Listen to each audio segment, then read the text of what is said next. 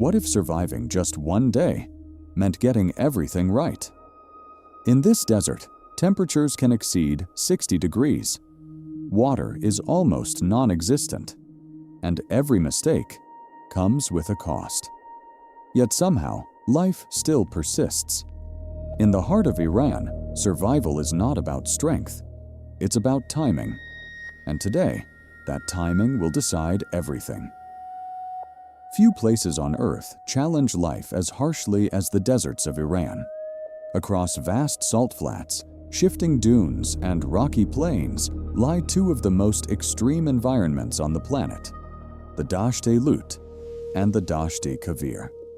Here, heat isn't just uncomfortable. It rewrites the rules of survival. In summer, ground temperatures can reach levels capable of breaking down organic matter within hours. Water is scarce, unpredictable, and often invisible. And still, life finds a way. Beneath the burning sand, yet tiny creatures wait for the right moment to emerge. Across open plains, herbivores travel vast distances in search of food. And in the almost non-existent shade, predators watch, waiting for the perfect moment. But in this environment, strength alone is not enough. Efficiency, adaptation, and timing determine who survives and who disappears. And perhaps most surprising of all, animals are not alone in this struggle. For centuries, human communities have learned to read this hostile environment, developing ways to survive alongside scarcity. Throughout this documentary, we'll explore how different forms of life, large and small, face the same challenge, enduring heat, hunger, and thirst. And if you enjoy exploring the most extreme environments on Earth, consider subscribing to the channel for more stories like this. So as the sun rises over the dunes, the temperature begins to climb rapidly. And with it, another day of survival begins. Dawn in the desert is not relief. It's the start of a countdown. For a few moments, the soft light creates the illusion of calm. Shadows stretch long across the ground, and the air, though dry, still feels manageable. But it doesn't last. The temperature rises quickly, and every living creature must act before movement becomes too costly. Out on the open plains, a small herd of Persian gazelles is already on the move. They don't wait. With long legs and lightweight bodies, they travel great distances even before the sun reaches its peak. Their goal is simple: find enough vegetation to survive, without spending more energy than they can regain. Here, even feeding requires strategy. Plants are tough, low in nutrients, and often high in salt. Still, the gazelles extract not only food, but also the moisture they need to survive. Drinking water directly is a rare luxury, but they are not alone. In the distance, nearly invisible against the earth tones, something is watching: the Asiatic cheetah. Unlike its African relatives, it exists in extremely low numbers. Every hunt must be calculated with near-perfect precision. There is no room for error. A wasted burst of energy can mean days without another chance. It barely moves. It waits. The heat hasn't reached its peak yet, and this narrow window may be decisive. But there's a problem. The gazelles know the game too. Their senses are constantly alert, and any unusual movement can trigger an immediate escape. Here, speed isn't just an advantage, it's survival. Meanwhile, closer to the ground, another kind of life awakens. Small agama lizards emerge from the rocks, adjusting their bodies to the sun. They don't just tolerate heat, they depend on it. Their metabolism accelerates with temperature, allowing fast and precise movements. Distracted insects quickly become easy prey, but this balance is fragile. Too much heat, and even they must retreat. The desert favors no one for long, and as the sun climbs higher, the landscape begins to shift. Activity fades. Silence grows. What once felt alive and dynamic slowly becomes a test of endurance. But not everything retreats. Some are waiting for this exact moment, and what happens in the next few hours will decide who survives and who doesn't. At midday, the desert changes completely. The air shimmers. The horizon bends and distorts. What once looked solid now feels unstable, almost fluid. For many animals, this is the time to disappear, but for others, it's when activity truly begins.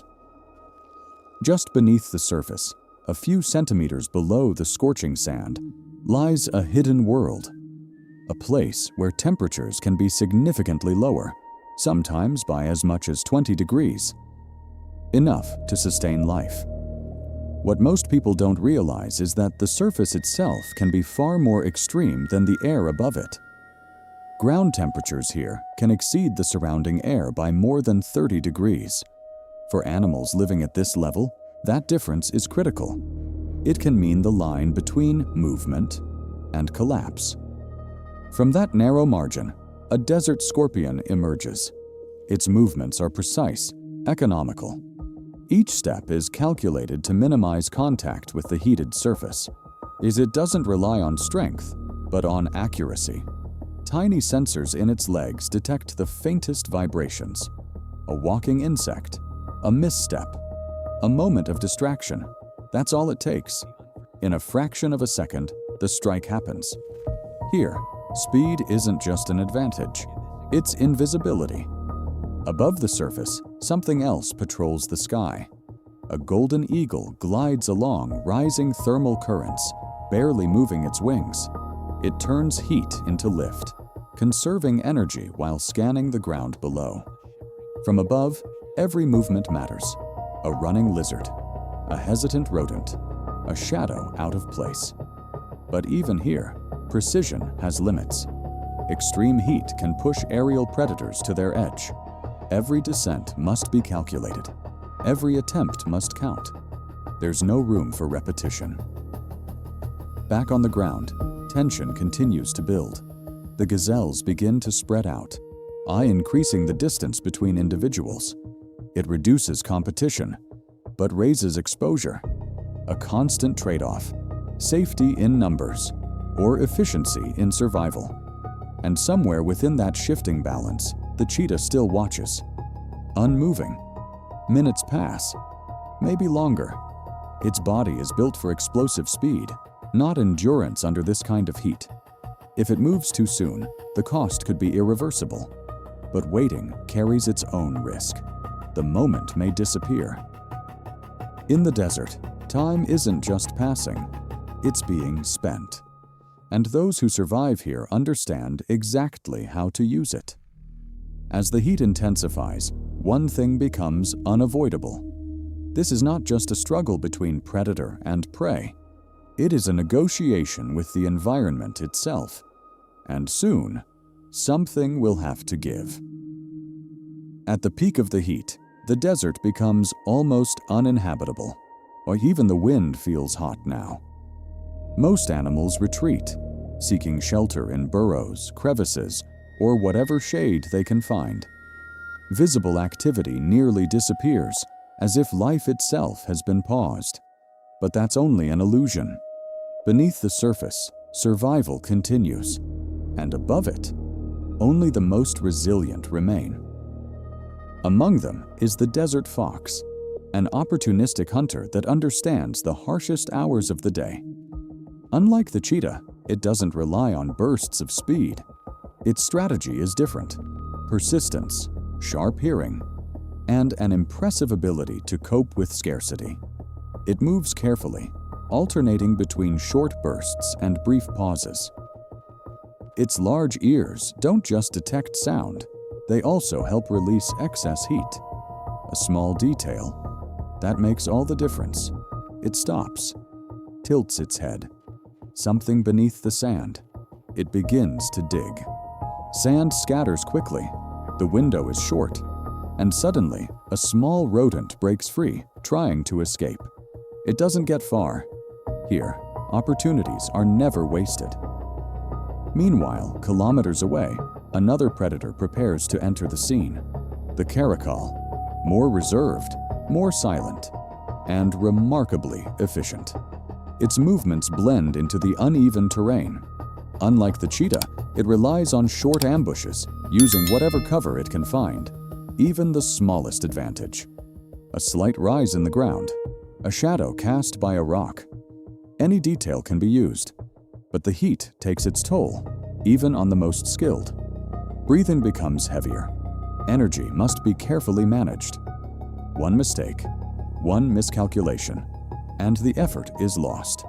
Above, activity begins to fade. The golden eagle, once dominant in the sky, now searches for stable air currents or elevated resting points. Even it must respect the limits imposed by the environment. On the ground, conditions approach a critical point. The gazelles have drastically reduced their movement. They seek areas where the ground reflects less heat, or where traces of vegetation still remain. Every step is measured. Every movement costs energy. But standing still is dangerous too. Dehydration advances silently. The desert doesn't force immediate decisions. It wears everything down over time. And that's what makes it so unforgiving. No dramatic events, no sudden changes, just a constant accumulation of pressure until something reaches its limit. And somewhere within that fragile balance, the moment for action approaches. Because when the heat finally begins to ease, the predators will move again. The sun begins to drop. And with it, the desert starts to move again. After hours of stillness, activity returns gradually, but with greater risk. The heat lingers, and the strain of the day is already building. The Persian gazelles regroup. They leave open ground behind and move toward areas with slight variations in terrain, subtle elevations, uneven surfaces, anything that makes a predator's approach more difficult. Still, there is no real safety, only reduced exposure. And this is when the Asiatic cheetah decides to act. For the first time in hours, it moves. Low to the ground, aligned with the terrain, it advances slowly. It's not trying to run, yet. It's closing the distance. Every meter matters. Ahead, the herd remains alert. Heads lift frequently. Any unusual signal could trigger immediate flight. But constant vigilance comes at a cost, and the desert collects that cost. One of the gazelles hesitates, looks the wrong way, for just a second too long. It's enough. The cheetah accelerates. The burst is sudden, but controlled. There's still distance, and timing is everything. The gazelle reacts instantly. It runs. The herd scatters. Now it's individual. The gazelle shifts direction sharply, trying to break the predator's rhythm. The uneven terrain forces constant adjustments. The cheetah follows, but doesn't commit. After a few seconds, it slows. The opportunity wasn't right. Continuing would mean wasted energy. It stops, watches again. Because here, knowing when to abandon a hunt can be as important as starting one. In the distance, another figure appears. The striped hyena. Slower, more enduring. Always attentive. It doesn't rely on perfect hunts. It relies on opportunity. And in this environment, that's often enough. The desert enters its brief window of heightened activity. And one thing becomes clear.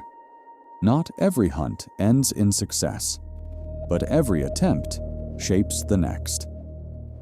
When night finally falls, the desert reveals a different world. Temperatures drop quickly. The suffocating heat of the day gives way to a dry, penetrating cold.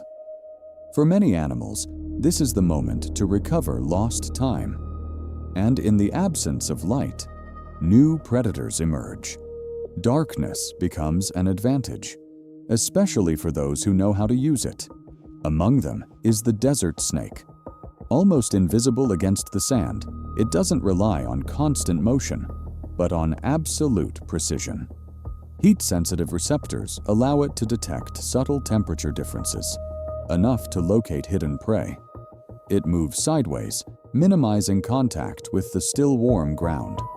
An unusual motion, but perfectly adapted. It stops, waits. The strike, when it comes, is nearly invisible, and over before the prey even reacts. Further out, a silent shape crosses the plain. The caracal returns. Now, under cover of darkness, its chances improve. Its ears capture sounds others would miss. A wing beat, a misstep, a faint disturbance in the dry vegetation. It pauses. Above it, ground birds move cautiously. They know night doesn't mean safety. In a sudden leap, the caracal strikes. But success is never guaranteed.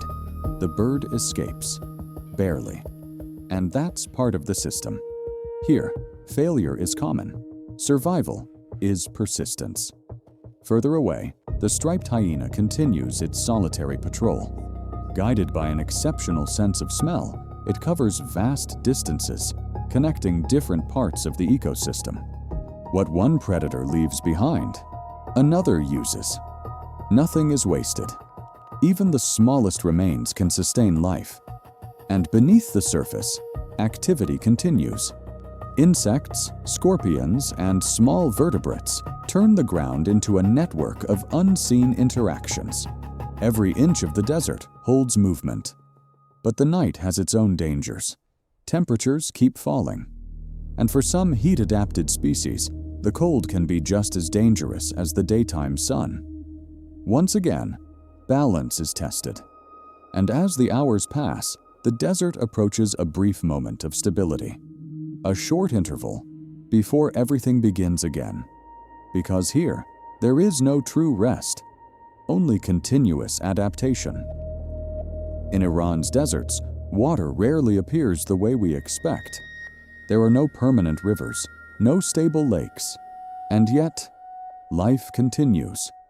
The secret lies in what cannot be seen. Before sunrise, when the air still holds traces of the night's moisture, subtle changes begin to take place. Temperatures drop just enough for condensation to form on cooler surfaces. Rocks, sparse vegetation, even compacted sand. It's minimal. But here, minimal is enough. Insects emerge to collect microscopic droplets. Small reptiles lick surfaces that appear completely dry. Every trace of moisture is contested, even when it's barely detectable.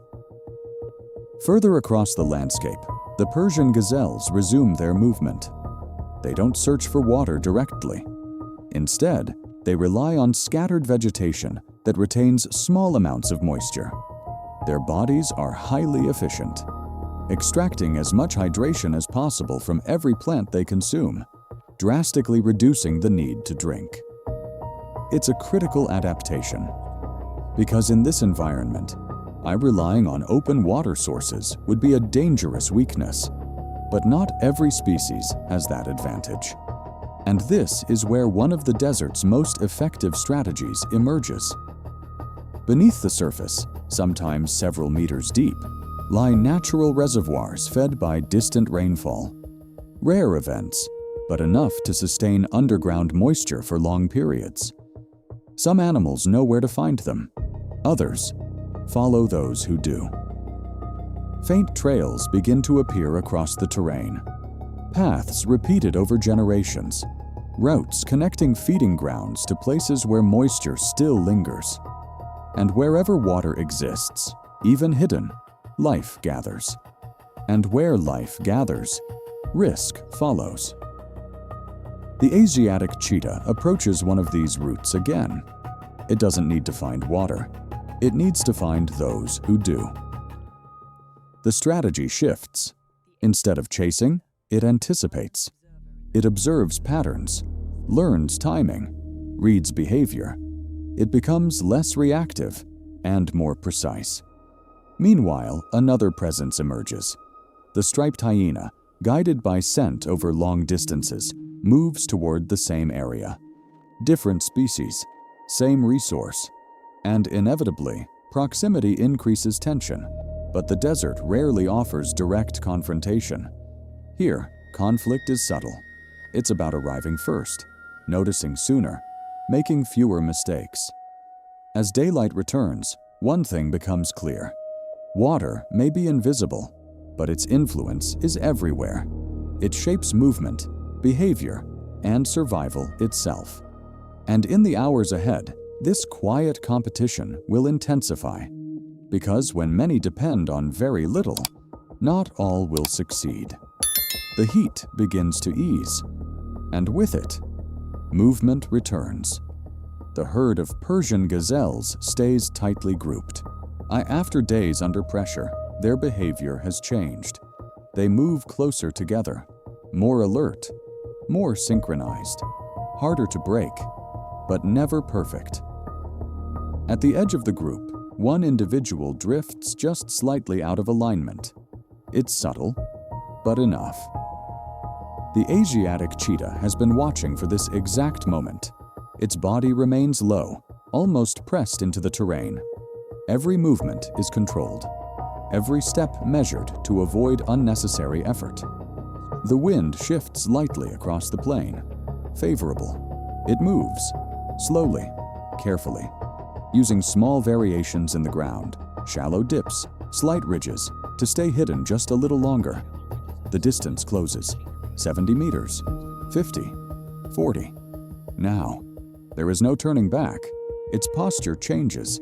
Stillness becomes tension. And then, it explodes forward. Acceleration is immediate. The muscles contract with force as it pushes against the unstable sand. Each stride sinks slightly, stealing traction, demanding correction. Ahead, the gazelle reacts instantly. It doesn't run straight. It cuts sharply to the side. Then again, unpredictable, breaking rhythm, forcing the predator to adjust. The cheetah follows, but every change in direction costs energy. Its breathing intensifies. Heat builds rapidly inside the body. At full speed, a cheetah can only sustain this effort for a few seconds before its body begins to overheat. Time is running out. The terrain shifts, a slight incline. The cheetah compensates, adjusts its stride, leans forward, pushing harder. The gap narrows. 15 meters. 10. But the gazelle turns again, still fighting, still unpredictable. Then, a decision. Instead of reacting, the cheetah anticipates. It cuts across the movement, chooses a line not where the gazelle is, but where it will be. A final burst, a leap, impact. Dust rises, and for a brief moment, everything disappears. Silence. When it settles, the outcome is clear. This time, precision was enough. But the cost is visible. The cheetah stands still, sides heaving, breath heavy and fast. Its body overheated, pushed to its limit. Recovery is not optional. It is immediate, because success does not end the risk. It attracts it. Far in the distance, something has already sensed what happened. The striped hyena. It didn't see the chase. It didn't hear the impact, but it knows. And in the desert, that is enough. On the horizon, something begins to change. Clouds, scattered, irregular, easy to miss. But in the desert, even the smallest shift matters. The light softens. The intensity of the sun weakens just enough to alter the balance. And almost immediately, life responds. The Persian gazelles are among the first to react. Their movement becomes more fluid, less interrupted. They begin to cover ground that, just hours earlier, would have been too costly to cross. They move outward, testing new areas, reaching patches of vegetation that hold faint traces of retained moisture, barely visible, but critical. This is not abundance, but it is opportunity. And here, that is enough. Closer to the surface, the change is even more immediate. Insects begin to emerge in greater numbers. Small bursts of activity ripple across the terrain. Lizards that remained hidden now reappear, taking advantage of the brief window. The foundation of the ecosystem strengthens, and everything above it adjusts. The desert fox shifts its pattern, moving more frequently, covering more ground with less effort. Hunting becomes more efficient, not easier, but less costly. Above, the golden eagle expands its range again. With more stable air currents, it glides across wider distances, scanning for movement that only becomes visible under these conditions. Nothing has fundamentally changed, but everything has become slightly more accessible.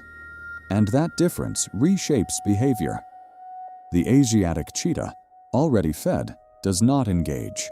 It remains still, observing, preserving energy. Because here, acting at the wrong time is no better than not acting at all. But the shift doesn't go unnoticed by everyone. Along the desert's edges, human movement begins to follow the same pattern. Groups like the Qashqai read these changes without needing visible signs. They don't wait for rain. They respond to subtle variation: temperature, vegetation, animal movement. They move early, before the opportunity disappears, because in this environment, timing is everything. If you've been following this journey and want to continue exploring places like this, consider subscribing to the channel. Because here, survival is not always visible. It's hidden in small changes, in brief windows, in decisions made before most would even notice. And just as quickly as it arrived, the balance begins to shift again. The landscape appears unchanged, but the behavior tells a different story. After the brief easing of conditions, the desert settles into a narrow middle ground, no longer at its most extreme, but far from stable, an in-between state. And it is here that the overlap becomes visible. Along the outer edges, the presence of the Qashqai becomes clearer. Small groups move steadily across the terrain, guiding herds along routes that don't exist on any map. These paths are not fixed. They are remembered, built over time, adjusted with each season. They read the ground carefully. Subtle differences in soil texture, the direction of the wind, the condition of scattered plants, details that might seem insignificant, but define where to go next. Their herds, mostly goats and sheep, move in tight formation, grazing as they advance. They consume what is available, but also reshape the landscape in return, redistributing seeds, altering patterns of growth. It is a relationship built on limits. Take too much, and the land does not recover. Wait too long, and the opportunity is gone. And there is always another presence to consider: predators. The movement of livestock does not go unnoticed. The striped hyena adjusts its route, drawn not by sight, but by scent and pattern. It does not rush. It does not confront directly. It waits for imbalance, a moment of separation, a mistake. So the herders adapt. They reinforce their positions. Dogs remain alert. Fires mark boundaries, not to eliminate the threat, but to manage it, to coexist within it. Further away, beyond immediate human presence, the natural system continues uninterrupted. The Asiatic cheetah remains distant, avoiding overlap whenever possible. Its survival depends on space, wide, undisturbed, and increasingly rare. And that is where the tension lies, not in direct conflict, but in proximity. The desert may seem endless, but the resources within it are not. They are concentrated, shared, contested, quietly, like between species, between strategies, between ways of life. As the light begins to fade once more, movement slows again, but nothing resets. Every path taken, every decision made, leaves a mark, and over time, those marks define what comes next. The day fades, but the desert does not slow down.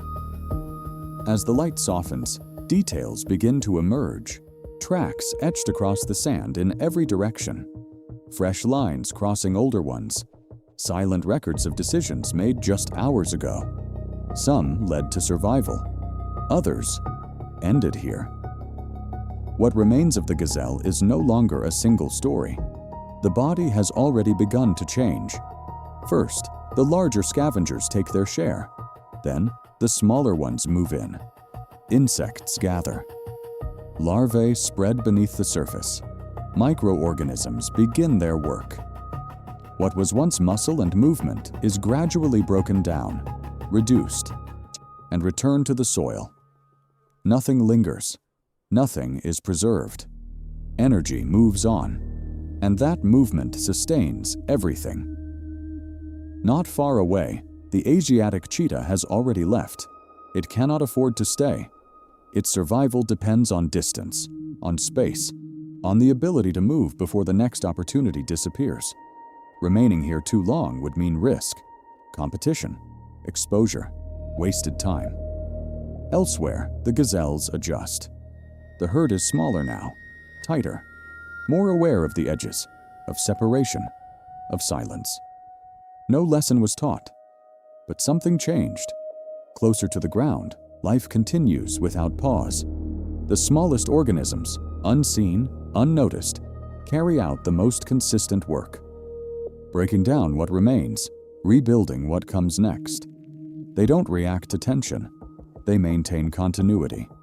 And in doing so, they hold the system together. Because here, nothing operates in isolation. Every action leaves a trace. Every trace feeds the next process. And over time, those processes shape the desert itself. There is no fixed state, only constant adjustment.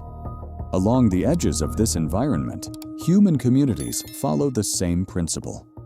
They don't impose permanence. They respond. They move when the land shifts.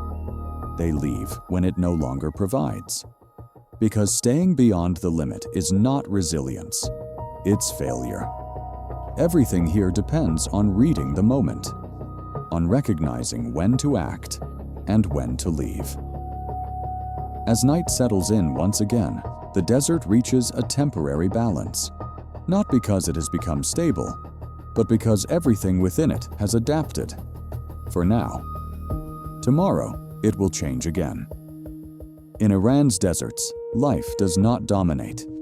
It responds. Survival here is not about strength alone, not about speed, not even about endurance.